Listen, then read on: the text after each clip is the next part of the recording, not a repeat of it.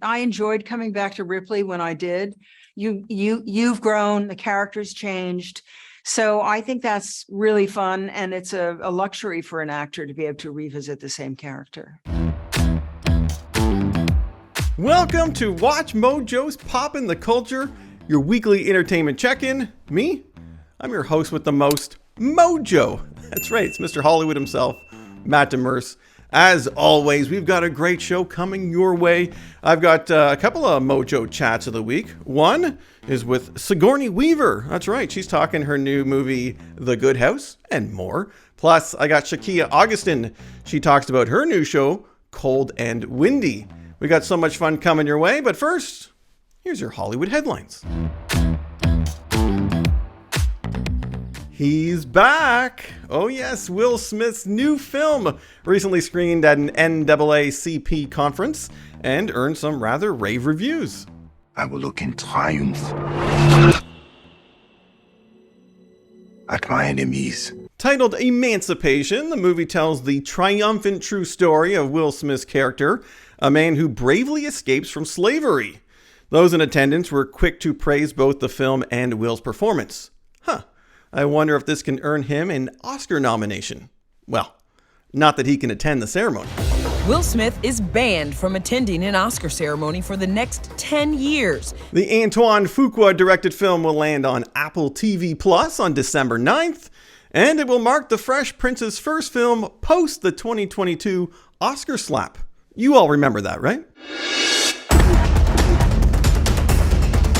Will Smith just smacked out of me. All right, well, here to share her hot takes is the Watch Mojo lady, Rebecca Brayton. Okay, Rebecca, is it too early for a Will Smith comeback, or is this like critically lauded film the best chance for him to get back in Hollywood's good graces? If someone has done something that a large swath of people think is maybe morally not the best, then they need to go the IRL route to get back into people's good graces. I think they can do as much good work as they want, but there's kind of more real life stuff that they need to do. I am deeply devoted and committed to putting light and love and joy into the world. Okay, well, moving on to the highly anticipated Black Panther film sequel, Wakanda Forever. A new trailer is out, and that means new teases. Namely, who is this new Black Panther anyways? Show them who we are. Following the tragic passing of Chadwick Boseman, it sure looks like Letitia Wright's Shuri will be donning the claws going forward. At least that's what's hinted at in this new preview. I mean, when has Marvel ever misled us in their film's advertising?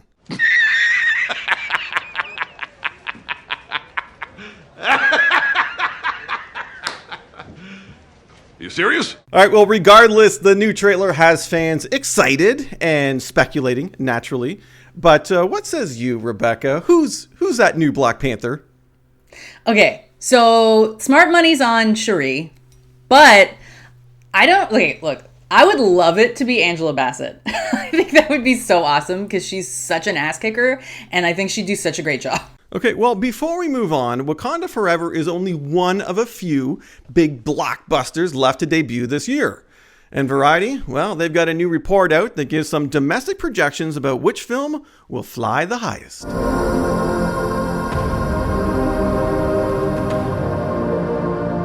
The report predicts that Avatar: The Way of Water will soar with $650 million, while Black Adam will actually best Shazam with $328 million. These powers are not a gift, but a curse. Meanwhile, their best guess for the aforementioned Black Panther sequel is around the $425 million mark. Wakanda Forever! Okay, what's your best guess, Rebecca? The biggest blockbuster remaining in this year will be... Avatar. I think they're all going to do really, really well. But it's kind of hard to have a movie like Avatar 1 do as well as it has done, and it probably not also kind of duplicate that success. So This family.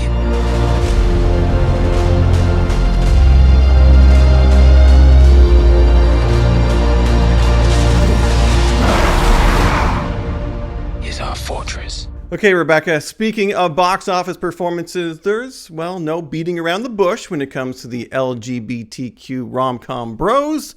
That's because it's a big old box office bomb. Everyone is really excited and totally getting along. So why did the critically lauded film have such a poor outing at cinemas? Well, writer, star, producer Billy Eichner has thoughts. Namely that straight people didn't show up for his film. Oh my god, do you guys remember straight people? Yeah, they had a nice run. All right, Rebecca, going back to Billy's comments, were they fair to make? It seems like if you're trying to reach an audience that doesn't necessarily see themselves in the film because they're straight, then alienating them further by saying like, you didn't support me, how dare you, is not the move. Now I have to go to a pride party and you're both too old to be in the pool. Please leave. Okay, Rebecca, if you're looking to celebrities to see which cryptocurrency you should invest in, well, you should probably look away from Kim Kardashian. I have warned everyone that I will come for them if they even dare try to copy anything that I'm doing. The reality star and businesswoman will have to pay a $1 million fine to settle a federal charge that stated that she, well, recommended a crypto security without making clear that she was being paid to do so. All right, Rebecca, what does this mean for Kim K? And is this a real warning for other celebrities that they're going to take heed of? It should be. If there's a law against it, don't do it.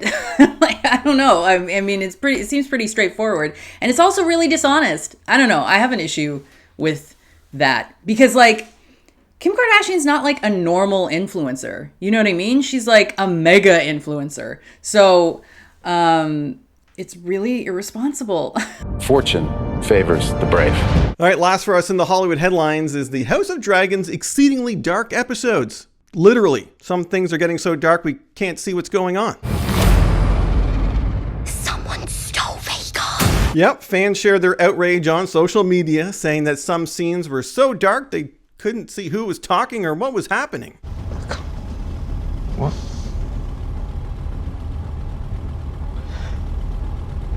Can't see. HBO has defended these moments, stating that they are intentional creative decisions. But if it feels like deja vu, that's because Game of Thrones ran into the same controversy, specifically in its final season.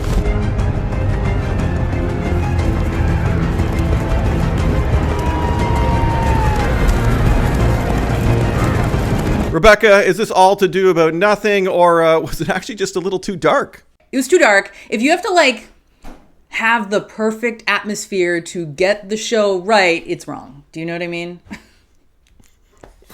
But it wouldn't be a Game of Thrones show without a too dark episode, would it? I'm not going to get any better, you know. Well, you can't get any worse. Rebecca, I can't have you leave just yet, though, because me and you, we have to take a trip. It's a very important trip. It's a trip beyond the list. All right, Rebecca, you know what we do. We go in the archives of Watch Mojo. We pluck out the old top 10 list, and we go beyond that list. What the heck does that mean? It means me and you get to have a little bit of fun. We get to riff on it a little bit more. Did we see these things? Did we agree with the list? Today's fun. It's top 10 sci-fi movie box office bombs that have aged really well, right? A lot of movies age very poorly. These sci-fi flicks, aged well. Couple things. Is there a movie that comes to mind that aged badly? Because I have one. A sci-fi movie specifically? No, any movie. Look, okay. I want to talk about the movie The Net with Sandra Bullock. So we are consistently putting this on lists, movies that didn't age well. And I would argue that we are wrong when we do that because I've watched it recently-ish. Okay. And while the technology within the movie, because I think it came out in like 1995, is like dated, obviously. The premise and the entire story aged so well. And I think it actually is more important now, which I feel like it probably applies to a lot of the movies on this list. So I encourage people to revisit Sandra Bullock's The Net. Interesting. Okay, well, I was just talking about this the other day. Ace Ventura, Pet Detective, the first one. That ending, Yeah. I don't even need to say what happened, do I? Because it was so problematic. Did not age well. Otherwise, Jim Carrey had a fantastic movie list in 94. 1994 specifically. Yeah. All right. Well, these are sci-fi movies that aged really well, so don't worry. You're going to go back and watch these because chances are you didn't see them when they were in theaters because they were big old bombs. Number 10 on this list is one that I did see recently. I did the rewatch of Starship Troopers. 1997 came out. Rebecca, they do these kind of remasters now. The 4K, they remaster all the stuff. So that's the one I saw, and it was really great. This is a fun movie that leans into kind of the campiness. It's a movie that kind of knows what it is. Did you watch this one? I thought it was really fun. I don't think I've seen this movie. I No? get it mixed. A lot of the movies on this list I get mixed up with other movies. I don't know why. And this one I always think is, what's the movie with the meowing? The what? Right, meow. What's that movie? It's not. Are you thinking of? Yes. Yeah, the guy from the comedy film. In it. Yes. They just made a sequel not that long ago. They did. Oh man, Rebecca, you're gonna kill me. I'm gonna be thinking about this all week. Yeah. I know. The State Patrol troopers. It's something. Yeah. That's anyway, not. That's not what this is. No, because they're not in the stars. They're not Starship anything. They're just troopers. Yeah. Is it Super Troopers? Super Troopers. There you go. Okay, that's why I mixed them up. That's fair. It is true. But this is not. This is not that. No, it's not that. I think any movie that is campy is not going to do well. Not any movie, but is not going to do well in the theater and is just going to gain a cult following because people love camp, and camp is great. Camp is great, guys. So I'm glad that people have found this movie. They did. They also did some sequels that didn't make it to theaters, and don't watch those. Just stick to the original. All right, number 9 on this. I to be honest, I didn't see it. And we talk about thinking that we've seen some of these movies on these lists, but they're not what they are. Gattaca. I don't know. I thought it might have been something, but it's not. 1997. Apparently, it has to do with future and fears around technology, and it had great art direction. Never saw it. Not either, and terrible title. Terrible. I don't know what that means, and I think I always mix this movie up with Stigmata. So I can't get my movie straight apparently. But like I said before, any movie that is about the fears around our increasing use of technology are only going to age better, or they're going to age well, and they're going to get more important. So this movie might have been ahead of its time because not enough people could see the consequences of our increasing use of technology at that time, but now it's very obvious. Absolutely. Yeah, it's exactly what we're on our way to Terminator, baby. Watch Mojo is talking about the advances of genetic engineering, and that's kind of what this tackled back in 1997. So it's worth the rewatch. Now it aged really well. That's why it's on this list. Number 8, we're going to Under the Skin. This one I know all too well. 2013, Scarlett Johansson in this really creepy, underrated sci-fi horror. Have you seen Under the Skin? Okay, stop asking me if I've seen it. I haven't seen any of the movies on this list, I don't think. Wait, what does this remind you of? Oh, I saw that one. Okay. Well, I saw that one. Okay. Well, let me sell you on Under the Skin because I wholeheartedly agree that this is a great film that aged really well.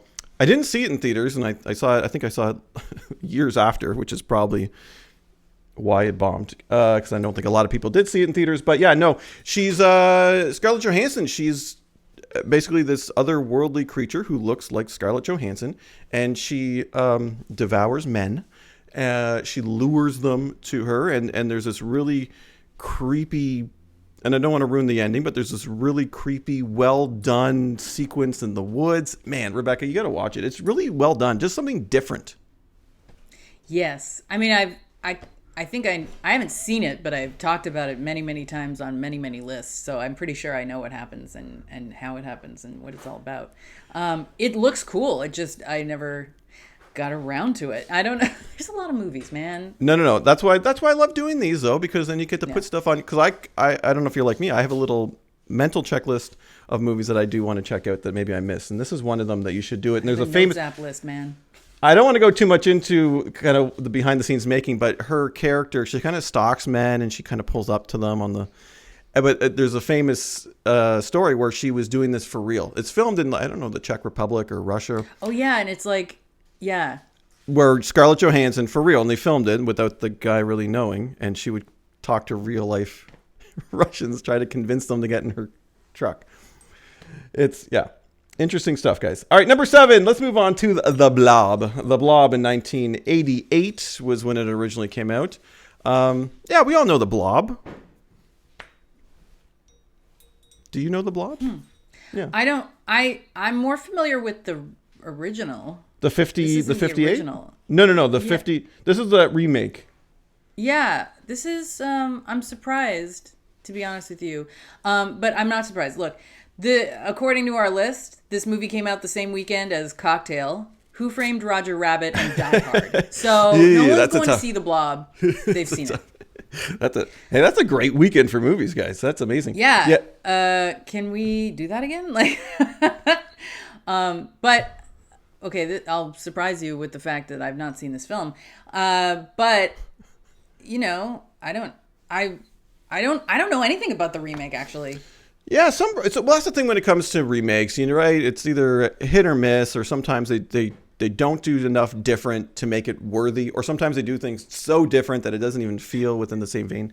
Watch Mojo's calling this a very bloodthirsty horror sci-fi. It's got me intrigued. I must have seen it, so maybe I'll do a rewatch. But yeah, the director blamed it on poor marketing. Yeah, I get that, but also don't put it up against the like. Well, I don't know about Cocktail, but I mean it has Tom Cruise, so what are you gonna do? But don't put it that weekend then. Yeah. I do not understand why horror movies are ever released in the summertime. Also, Die Hard is a Christmas movie. Why was it released in August? I have a lot of thoughts. I'm sorry. You're not wrong. You're not wrong. And that's like, well, earlier in the show we talked about Bros. You know, don't release a rom-com in like spooky season. You save that for like winter, closer to February, January. I think that's where the rom-coms do best. Come on, studios, get with it. Number 6, we're going on to Dark City. I'm a superhero fan. 1998 gave us a really great one. If you haven't seen Dark City, Rebecca, definitely do so. It's Watch Mojo's comparing it almost to The Matrix, and yes, there's some really great visual effects. It's a dark. It's not for kids. This isn't Marvel, but it's really well done, and yeah, highly recommend this one. But big bomb at the box office. Yeah, I haven't seen this, but I will say, I don't remember what list it was, but I commented in the comments, suggest me movies that I might not have seen in this vein. And so many people recommended this movie to me. Yeah. I obviously did not listen, but I keep meaning to because it looks so cool. It is. Yeah. I haven't seen it yet. Yeah, no, they did the whole... I promise I will. Maybe next time I'm on this podcast, unless it's next week, I will have seen it. Yeah, I want a list of movies that you've seen based on our recommendations here on the show. Oh, all right, we're at the halfway point. You've got to see... We talked about Tommy Cruise. Tom Cruise is in Edge of Tomorrow. Yeah, this is a weird one because people really did like it. I guess it was a bomb. I remember being promoted really well, but I guess it didn't make as much as other Tom Cruise movies. But now it's got this really great cult following, and of course the rumor mill is saying there's going to be a sequel, which I think I don't think they've started production, but I think they've got a script. Who else was in this? Emily Blunt. Yeah, there you go. This was a good one. This is a great sci-fi flick. This movie is weird because it has 2 titles.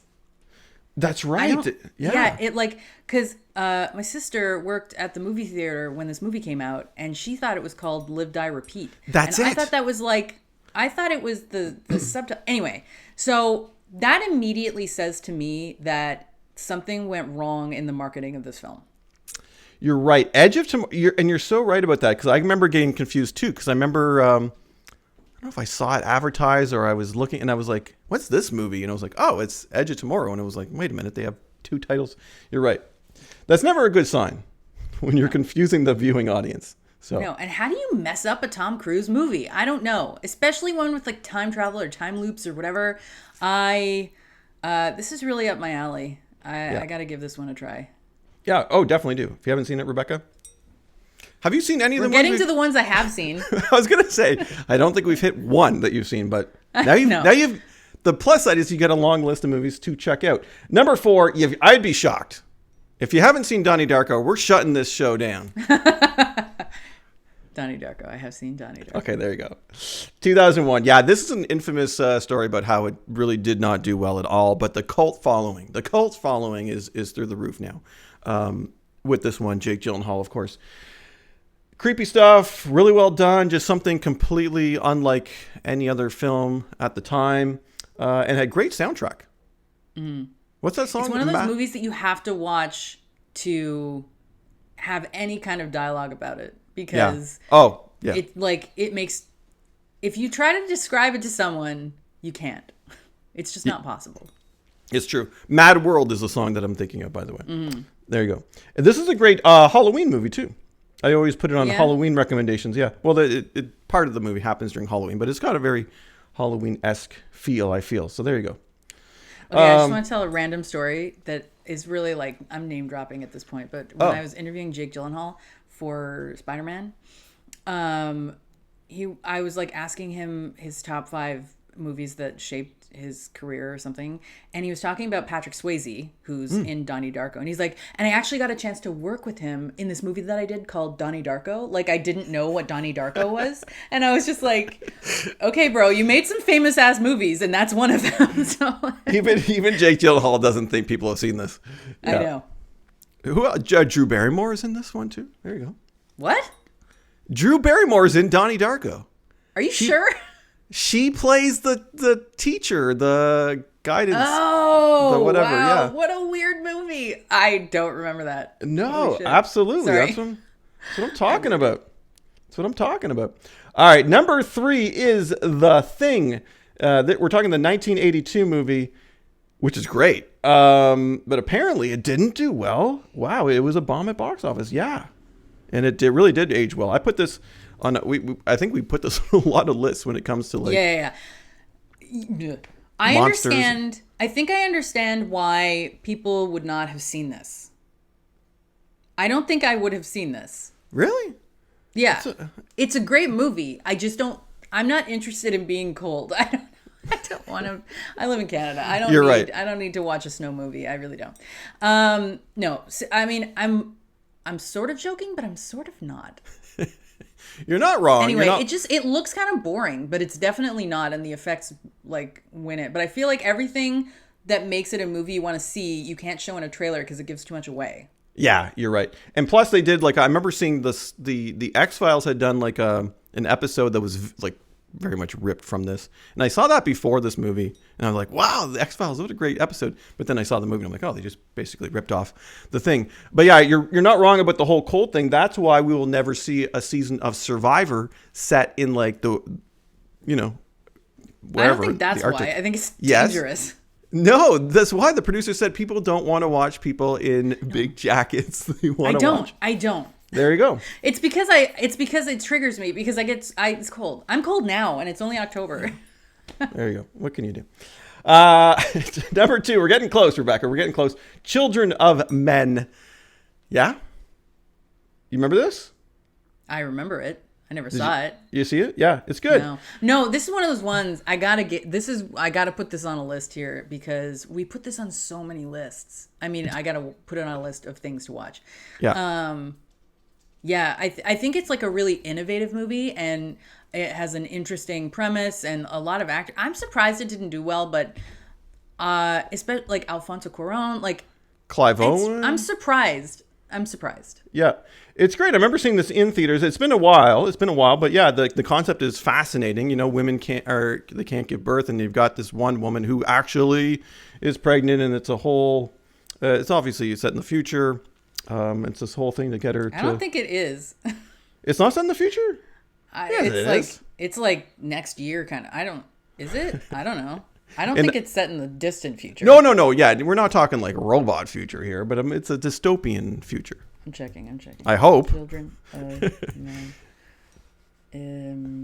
It's like one of those unnamed futures, right? We don't know The year is 2027. Whoa, we're getting there, guys. Ooh. Which I guess was a lot longer ago. It was a lot longer in the future then. But that's always risky when they name the year in a movie, right? Because then you'll but then you can celebrate it. A la Back to the Future 2. There you go.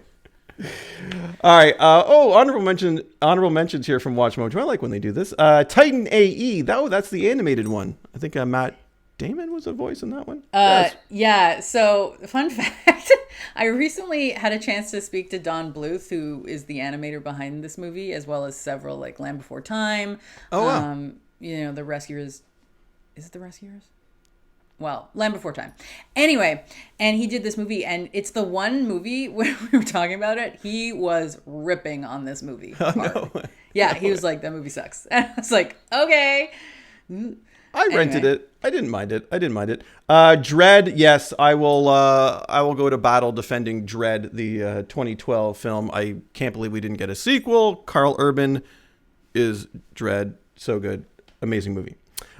Splices 2009. Oh, that's an uncomfortable. Sarah Polley. Yeah, with Adrian Brody, I think. No. Yeah, and then there's is he in that? Yes, he's the guy. Is it not Adrian Brody? I don't know. And then they have their little alien offspring thing, and there's some. It is. Ugh. I don't want to give away this. Yeah. How it ends up, but yeah. It's one of those yuck movies. Annihilation is the other honorable mention, 2018. Yeah, this is an interesting one based on a book. And did you see Annihilation? Because it's very strange. No, it's very. Which one is that? They go into this. It's hard. It's one of those ones that's also hard to explain. It's a bad title. Yeah, it is kind of a bad title because it doesn't tell you anything about the movie. But it's one of those movies that I still don't know what the heck the ending, what it all meant. Who's in it? I don't know. Okay. There's probably people that I know, but I'm looking. It's recent. It's 2018. It's not that long ago.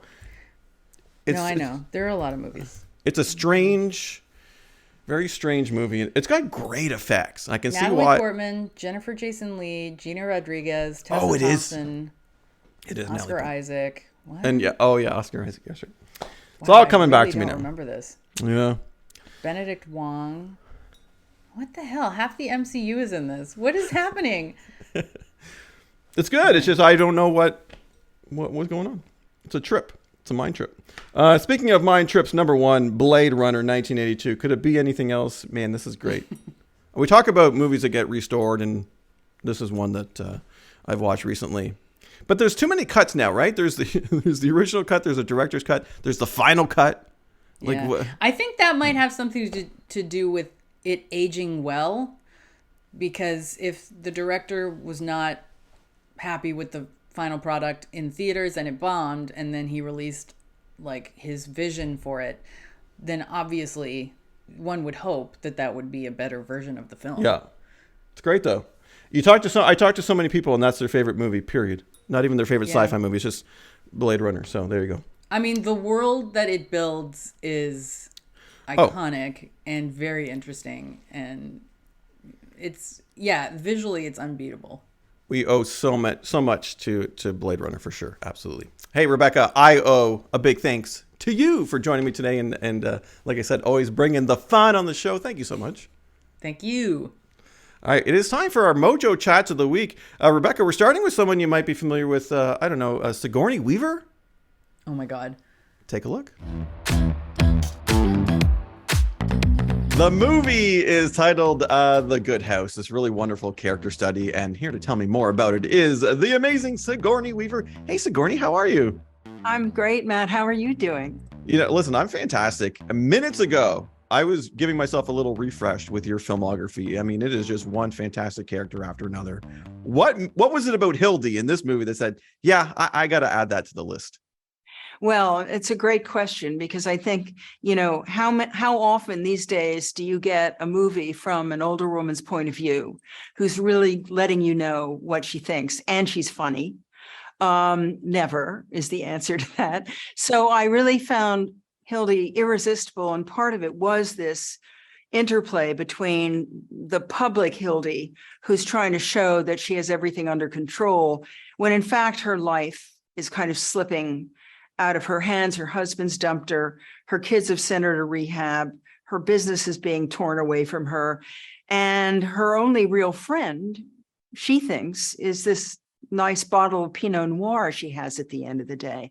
And that's when she really lets her hair down and tells the audience the truth about what's going on. I think we need that device, because otherwise we'd think that Hildy was handling it. And then the truth is she's not. And she will let you know how she feels, which is great. It was great. And there's a great give and take with all the cast of characters involved. What's one thing about your character that you say, yeah, that's like me, that resonates with me in real life? And maybe one thing that's like, no, that's definitely not like me. Well, I don't think I'm a witch. I don't think I have Hildy's powers of perception. She can both look into a house and see if that home is happy, but she can also look into a life, and she's very, very perceptive about things. I think as an actor, I have to be pretty perceptive about things, but a lot of it is my imagination. So I think, I'm like Hildy in the sense that I also don't want to look like I need help. I think that I've worked hard like Hildy. I've achieved some success. I enjoy taking care of my family. That means a lot to me. And luckily, my husband hasn't dumped me for another guy. So that's good. We're about to celebrate our 38th wedding anniversary.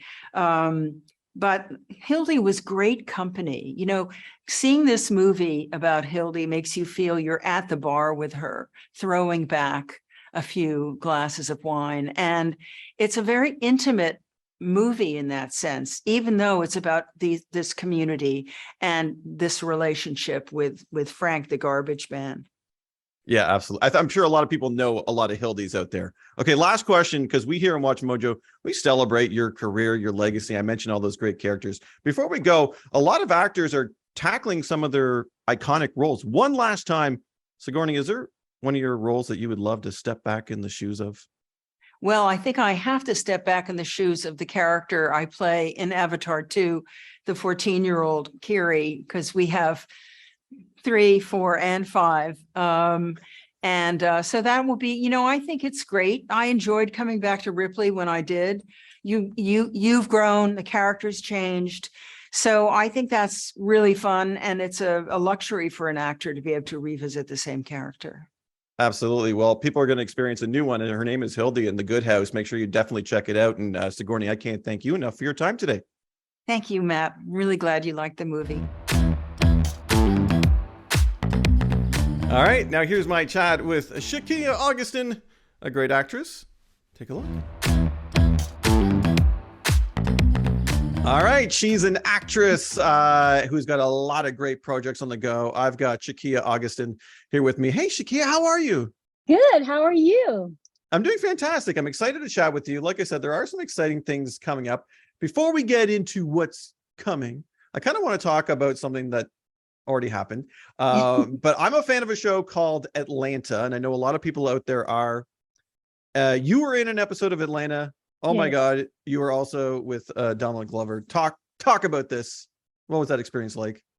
Honestly, being on Atlanta was a dream come true. Like, when you're an artist, I guess, we can all say our dreams come true in different kinds of ways, but that was like one project I feel like I literally manifested, because like when it first came out, I just remember being obsessed with it and being like, man, I wish I was on this show, or man, I wish I would have wrote it, or man, this is just so brilliant. Like all these feelings of jealousy and just want, but I never thought I would get on it, because sometimes as an actor, you don't just get to pick what shows you audition for. Like you can, but like they have to let you audition as well.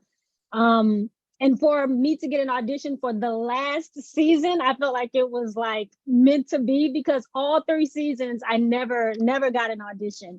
And then the one I got in the last season, I actually booked it. But it was an amazing experience. Working with Donald Glover, Hero, Zazie Beetz, Brian Tyree, and Lakeith, they were all just very, very welcoming. And it was just such a cool set. It was like a cool vibe type of, it was like, there was like no pressure. I think we were running behind because it was raining, and it was still just like no pressure. Like sometimes I'm on sets where it's like hectic and you feel like you're rushing, but everybody over there just feels so cool. Like they feel as cool as the show feels, like chill.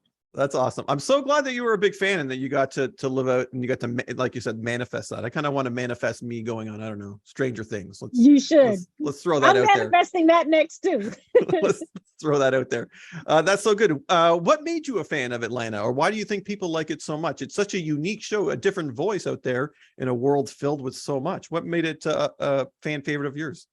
I just think, I guess I'm used to seeing comedies that are so, at least before Atlanta came out, a lot of comedies were very, very, I guess, hard with the jokes, like How I Met Your Mother. It's so like, that's one of my favorite shows, but it's so like the timing is so like built on the jokes. Yep. And I love that. But I think Atlanta was just a new take on comedy. It was like this darker comedy, like Barry, like, you know, you're going to laugh at certain moments, but there are moments that you just wouldn't laugh at normally, or you're kind of like, why am I laughing at this? Or I can relate to this. And being from the South also, I'm originally from Florida. So Atlanta being so close, I felt like I could relate to everybody on the show. I felt like I knew these people. I felt like they were people I've known in my neighborhood this whole time, but never saw them on TV. So it was just a great opportunity to feel like I just could recognize the people on TV, but also it was still just obscure and weird and like, what is this? But also like, I love it at the same time. Yeah, no, I love that. I love that TV's now we've evolved. The time of the sitcoms where you had like the stereotypical, you had the dumb guy and then you had the hot girl. Yeah. We're moving on where it's more relatable. It's more authentic, I guess is a good word to use. Are we going to get a little bit of that in something that you're coming up in? Because you're one of the leads in the show called Kold and Windy. It's Kold with a K. Talk to me about this. I watched the trailer just moments ago and I was like, this is a wild show. I'm so in. Give us a tease. Give us a tease. Okay. So Kold and Windy, I play Kold, and Kold and Windy is pretty much about two female drill rappers, and they're in Chicago and they're trying to make it in the music industry. So a lot of times I like to use the comp Power meets Empire because it's very heavy with music and the drill rap music culture, but there's also just a lot of violence and a lot of things that kind of go on in the drill music culture that the show is exploiting, which, like I said, revolves around a lot of violence, drugs, gangs. And although sometimes it's difficult to depict those things on TV, they happen in real life, especially within this music culture. So that's kind of what the show is showcasing. And my character, I love her because Kold is kind of in a transitionary period when we start. She's trying to transition out of the gang violence related music, and she's trying to transfer into like a more commercial Cardi B type of Nicki Minaj essence where it's more commercial. It's not about the violence so much so. But her partner Windy doesn't want to change. She wants to stay in the streets. She wants to keep, like, I guess their message about violence because she thinks that's what their strength is as a group. So that's kind of what the central conflict of the show is. Kold and Windy kind of battling each other and trying to figure out how to stay a group, but also both of them trying to get what they want, which is success. Ultimately, they're just kind of going in two different directions to get there. That's so cool. No, I'm so in for the show. Did you must have shot it in Chicago, right? No, we actually shot it in Atlanta, which is interesting. A lot of shows that are based in, certain towns are a lot of times built in Atlanta. I don't know why. I think maybe people think Atlanta and Chicago look similar in some ways. But I would have loved to have gotten to shoot in Atlanta, Chicago, because it just would have been fun to be in the place. But they did a lot of exterior shots out there. And we had a lot of people on set, a lot of coaches that helped us with the dialect and making sure that, the essence was still authentic when it came to Chicago.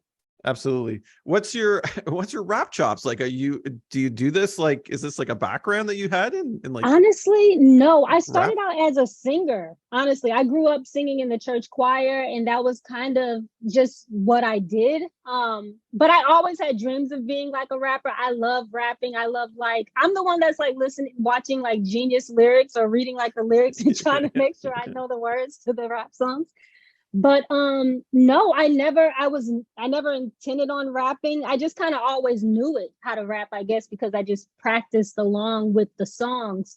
And maybe because I'm a singer, sometimes just articulating lyrics is easier. But I was shocked. And that year I actually got 4 auditions as a rapper. And I was like, where are these rap auditions coming from? But I got one. So it's been exciting. And we got to do all the music originally. So that was cool, just learning how to perform like a rapper and things. It was a great experience. Awesome. Can't wait for the album to drop. I'll buy it. The Sh'Kia app. It'll be great. No, this sounds like a great show. I'm definitely going to be checking this out. We recommend people do as well. I want to touch on one other thing that I found out. You voiced, what did you voice? You voiced the thing in Black Lightning, right? You were the AI. I was Anissa's AI. She her AI was like in her suit, in her car, and like in her house. So I was like, and that was you. Her name was her name was Shonda. So people are like, you're the Black Siri. But it was so much fun. I actually booked that when I was in Atlanta, when I was living in Atlanta, and it just came out of nowhere. It was an audition my agent sent me, and I actually thought it was only for 1 episode when I did it. I thought it was going to be just a quick thing. And then after the first episode, after I rapped, Salim Akil, the director, was like, we'll see you later. And I was like, you'll see me later. And then they just kept calling me. She needs that AI. That's awesome. It was so much fun, and the cool part about it is I didn't actually have to go on set. Like, I was just going to the studio and like just recording my voiceover. So it was like the easiest acting job because I just had to use my voice. There you go. All right. Before we go, what is next? Because now we've tapped into a few different genres here, a few different shows, and you tell me what do you hope? Let's manifest something else for Sh'Kia right now. I'm actually writing something new. I'm also a writer, and I've been co-writing a feature film script with a writer-director. Her name is Destiny Macon. We did a short film last year that ended up getting into the ABFF this year, and it was nominated for an HBO Short Film Award. So in the process of working on that project together, we were like, maybe we should do something else. So we're co-writing a feature film script, so it'll be the first feature that I plan to star in. Before, I've been doing a lot of web series and smaller roles on TV, so I'd really like to get a media role. So it'll be a feature film that is called Burn House. It's a psychological thriller that we hope to produce next year. So we're in the writing phases now. We're like headed into Act 3, so we've gotten a lot on the page. So I'm excited for that. Hey, I'm excited too. I'm excited for your future, Sh'Kia. Thank you so much for taking the time to chat with me. All right, well, that's going to do it for this episode, everybody. Once again, a big thanks going out to the Watch Mojo lady. Love me some Rebecca Brayton. Plus, Sigourney Weaver. How cool was that? Make sure you check out The Good House and Sh'Kia Augustin. Can't wait to see what she's got on the go next. And hey, thank you for watching and listening. I've been Mr. Hollywood. Poppin' that culture.